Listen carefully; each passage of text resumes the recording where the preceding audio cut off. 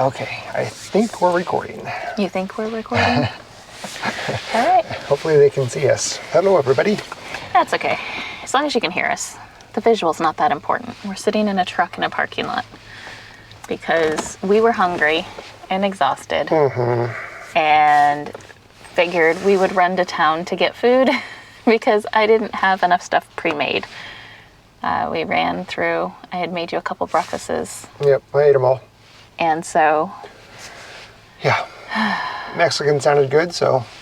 we came to our favorite restaurant in town. Yep. All right, so we're going to do another Q&A today because today was a very long day working and clearing and doing some stuff. So we're both exhausted and clearly we're not on the homestead. So we're not going to take you on a tour. And if you can't tell, it is pitch. Yeah, it's dark. It's dark. It's dark. But y'all gave us so many good questions. We're just going to continue down the Q&A. This time, we're going to dive into what I labeled random homesteading questions. Because it may be about our homestead, it may be about animals, but so it's going to be kind of all over the place today. Let's do it. So I think I'm going to start with the house because even though I know we've talked about it quite a few times, I think that's still our most frequently asked question. It's a two-parter. One, do we plan on moving into it this winter? No. I didn't want to just give like a quick little answer like last time. Like, no, you don't. We do plan on starting the... Continuing on the rehabbing of it, though. Yeah. And that's why we're doing this 2-week challenge right now to get a bunch of stuff done before the end of October. So that way in November, I can start going back and working on the house again, which I am not excited for. Because there's some items that needs to be done while I am just exhausted and I cannot speak. And I don't know how to do them. So I've been kind of hesitating on getting back to the house. Plus, this chicken venture of ours was way bigger than both of us expected. Yeah. So anyway. Do not order chickens excitedly. You end up with too many. Yeah. It's like, oh, these won't ship until we'll be totally ready when you. I ordered them all in February, and I'm like, oh, they won't be here till September. We've got tons of time. Yeah. So getting back to the house, yes, I want to do that. Some of the things that I want to figure out how to accomplish is getting the floors more level than they are now, because there's some pretty big dips in there that's gonna be really hard to get the floating floor that we have to sit correctly and not make a sound every time you step on it. Yeah. And then there's the insulating the ceiling, because we did the cathedral ceiling. We took out the wall between the... Yeah, so figuring out how to insulate the ceiling, but also how to vent properly, because the 30s, the way that they did venting on the ceilings or the roof is not how it's supposed to be done now, and I don't want to have moisture build up in the house and mold and stuff. So, yep. So anyway, no, we're not going to live in it, and yes, we're going to get back into it. And yes, for winter, we will start filming again and putting those videos out. So that is our intent. Once, pretty much everything that we work on, for the most part, we'll film and put out. There's just a few things that, if it's inconvenient to get the camera out, because it's going to be quick, then it's a totally different story. Like me cooking dinner, things like that. So yeah, that's about the house. That was the two-parter? Yeah, it was, do we plan on moving in, and do we plan on working on it again and filming it? Oh, okay. Yep. No and yes. and to further on to that, we do plan on moving into the house when it is done. Yeah, I think that was kind of, some people aren't sure what our plans are, and originally we planned on renting it out, and then we changed our mind just a few months ago and said, actually, we think we'll probably move into it instead. One, because we've been living in the trailer for over 3 years now, and we never planned on living in it for more than 6 to 8 months. So it's been a little bit longer. Yeah. It's still fine. There's nothing wrong with the trailer. It has absolutely everything that we need.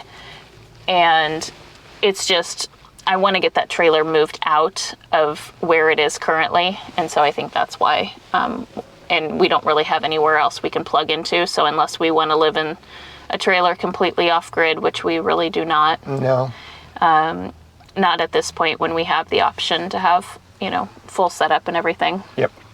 So, and we'd like to make sure that everything is functional. We like the way it is and enjoy all of the hard work that we've done to the house. Right, yeah. We may rent it out in the future, but for now it's going to be for friends and family and us. And then the main reason we opted not to rent it out and move into it instead was because the animals and the dog situation, and to get things set up quicker, we had to do things closer to the house, and that's not ideal for tenants to be right in the middle of all of our animals. Yeah. So we just said, you know what, we'll just do that, and we'll think of other rentals either somewhere else on the property. We don't think this will be our forever home. However, it's a good temporary to get us out of the trailer. Yep. And that was another question, that we've been living in the trailer for 3 years. How's that going? It's okay. Yeah, it's okay. We've gotten comfortable in it, in that summers aren't bad anymore with the insulation. Winters gets a little cold, but it's not horrible. The addition of that the EcoFlow, that'll help. That helped during the winter, or during the summer for cooling, but it actually helped during the winter for heating too. So that'll be nice. It gets a little crowded at times, especially with all the stuff we have going on. Things it clutters quickly. Yeah. But I think that's just kind of habit of ours. Yeah, we tend to, like when I'm trying to cook dinner or wash dishes, it seems like, coming in for the day and setting stuff down, and it's like a love-hate relationship with the kitchen island, because I love it, because I can actually have countertop to use and cook, which you don't get with a lot of trailers. However, then Nate and I are very different in how, I would prefer to put stuff in the sink. He'd prefer to put it on the counter. And it drives me crazy because then I don't have anywhere to cut or cook or do anything with. And so he puts everything on the counter, I put it in the sink, and then he moves it back to the counter. So if we don't keep up with dishes and stuff, I think that's where it gets cluttered super quickly. Oh, what happened here? Now they can't see us. I need to turn the lights back on for them. Otherwise it's just going to be really, really, really dark. And I don't know if y'all could hear Kinsley snoring in the background. She's back there in her bed just sleeping away. The living in an RV, it's really not that difficult. I mean, now that we're set up where we have power all the time, as long as power doesn't go out on the property, we have water without having to fill the tank and run the water pump to get water, because that thing rattles and it's loud. The fact that we fixed the insulation and the heating and the cooling, it's really not that bad. It does get a little crowded, but Katie and I have kind of our little designated spaces. So when I'm in the RV and I'm doing any work, I just sit on the bed and I do, have my laptop on my lap. Katie's typically on the couch when she's doing stuff, or she's, when she's working in her sit-stand desk at the end of the trailer. And so it would be nice to have a little bit more... separation? No, not the separation. More expansion room, I guess. It'd be nice not to sit on a bed to do work. Yeah. I would like to have my own desk. I would like to have a bigger closet to store our clothes. Like we have a bunch of stuff in totes and whatever. Yeah. So it's okay. It's doable. Yeah. It's not horrible by any means, but it's not perfect. Yeah. But it's fine. I don't think any living situation is completely perfect. Yeah, some of the issues we're facing in the trailer we'll face in the house too. Exactly. It's just... Yeah, and from separation, what I mean is I hate having to wear a headset when I'm on calls And so that's really annoying to him. That's the hardest part, is when you're working. Like, I know I interrupt you when you're doing your work stuff, when I'm coming in trying to get stuff done, and I have to be really quiet. So a lot of times I just stay outside. That's the biggest thing, is what I was meant when I said separation, is me having, because I'm just at the end of the at the end of the kitchen and living room basically. So it's just one big open space. So every time he walks in the door, or tries to get anything out of the fridge or in the sink or anything like that. So that's just the biggest thing, is it'll be nice to be able to have an office that isn't right in the main living space. Which anyone who used to work in the office and had to come home for COVID knows that, because there was a lot of situations where people were set up on their dining room tables and things like that. But yeah, that's the biggest thing I think with the RV living. We'll just answer a couple animal questions, and then I think we can call it good. So somebody asked, what are you doing with all of the eggs that you collect? Well, when we can find them. That's the issue right now. There's a few hiding spaces that the chickens have put around the property. So we're not able to find all of the eggs every single day. In fact, I just found a stash of, I think it was 18 eggs that we ended up just giving to the pigs and to the breaking them open for the chickens and stuff, basically giving them to the animals. Which we do that anyway. Yes, but we use them for cooking. Lots of scrambled eggs and eggs and stuff for breakfast and baking and stuff. Hard-boiled eggs, or medium boil, I like them. And we also have excess that we share with the neighbors. And so it's just part of building a good community around us. And, they give our pigs food scraps. We give them eggs. And we do a lot of trading with our neighbors when we need stuff and when they need stuff, and, growing different vegetables. And like the hay, all the hay that we got last year for the sheep, we got that for free because they had hay left over from when they had horses, and they were like, you know what, you guys are going to give us firewood and we get eggs from you. Just, it was 60 bagels of hay, and or it was 30 that they gave to us for free. So and we're just switching and swapping. So the eggs, we always give them to our dogs. We've always done that. So the dogs get eggs on a very regular basis. We feed the shells and the eggs back to the animals, to the chickens, to the sheep, not to the sheep. The sheep are the only ones that we don't feed the eggs to the pigs. So they get lots of it. It helps supplement and balance their diet a lot more. We eat a lot of eggs. And then, of course, like Nate said, we gift quite a few away. Like, we usually give between 4 and 5 dozen at a time to our neighbors. So. And then, are you raising chickens to sell, or why are you raising so many chickens? Well, so we are raising different flocks of chickens. Oh, she's got her water. We have chickens that we are raising for eggs, so edible eggs. So they are just our free-range flock. That's what we call them. They're a mixed breed. Most of them, the original 8 we purchased, and the remainder of them we went ahead and we've hatched all of the rest of them out on our homestead. So we actually have 2 different groupings of free rangers. And we have one on kind of closer by the house, and that's what we're working on right now, to get them a new coop, because their old one they outgrew, and 2, they had trauma that happened in it, so they don't go back in there. So that's why we're having the issue with the eggs being laid everywhere. So that's our focus right now, over the next couple days, is to get that last coop built, get them inside of it, and get them used to it, and their new nesting box and everything that's going to be new for them. And that's going to be for our layers. And we have the layers not just for the eggs, but also they're free rangers, and so they help with bugs. And tick population on the area that we consider the kind of the working area at the farm. And we have another section of where we move the chickens that we kind of near the pond area. We have another free range group over there as well.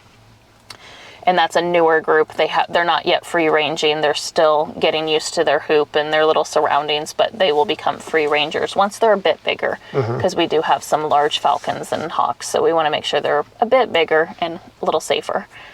And then the remaining, everything that's kind of in the hoop coops for the most part, with the exception of that one group of free rangers, is going to be for breeding stock. So that was the reason we got so many chickens and had to kind of focus and reprioritize onto our animals, is because I over-ordered.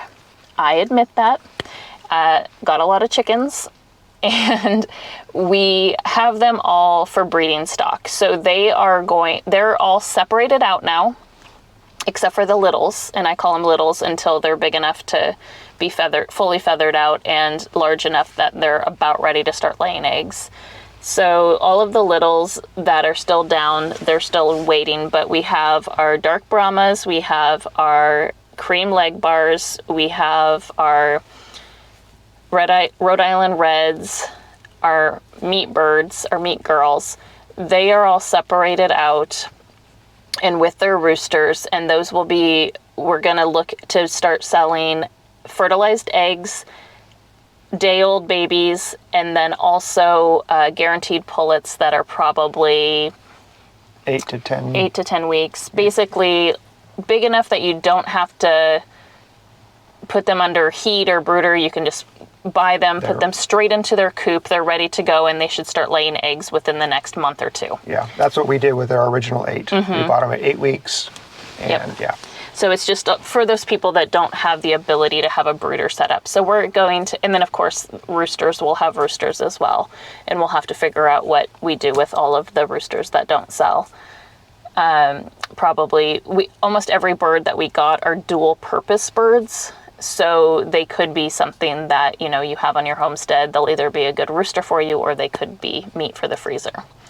And so that's kind of the plan for the birds. And we have one batch that are for meat production, and all of the other batches are either dual purpose. So if you need a slower growing meat bird or a good egg layer, a good forager, we have those options as well. Yeah, and some of the mixes are going to be really good for people that want a backyard flock, and some of those mixes are going to be really good for homesteaders, or they want to be able to free range. And dual purpose, yeah. Dual purpose, yeah. And then in addition to selling the chickens, we're also going to be looking into selling the supplies, like the watering and the feeders and a brooder and a coop, all that kind of stuff. The accessories that go along with the necessities of owning chickens. Of owning chickens. And so we're going to do that over time, but right now it's focusing on getting the breeding program going and starting to do our sales. Yeah, to ramp up in sales. We'll start out slow because the different ages of the chickens. So our first ones to be ready that we'll start working with are our dark Brahmas, our Rhode Island Reds, our meat birds, and our cream leg bars. Those will be the first 4 that'll be ready to go, and that we'll start seeing how they sell and kind of, working on that. And, if it's not a good thing, then we'll readjust and we'll figure it out. But it's not because we thought we'd make a lot of money selling like regular eggs or anything like that. It was just, how can we do something and make money off of something that we enjoy that can help supplement the homestead, so that we can start making enough money from the homestead that I can either cut back on work or not have to work full-time anymore off the homestead. And that's really our goal. So. Yep. But I think that's good. I think the rest of the questions we'll add to another video, because we're Sounds good. starving. Yeah, I'm and hungry. This food smells so good. It really does. Yeah. So we'll see you tomorrow. All right. Thanks for watching. Appreciate Take care. it. Bye. Bye.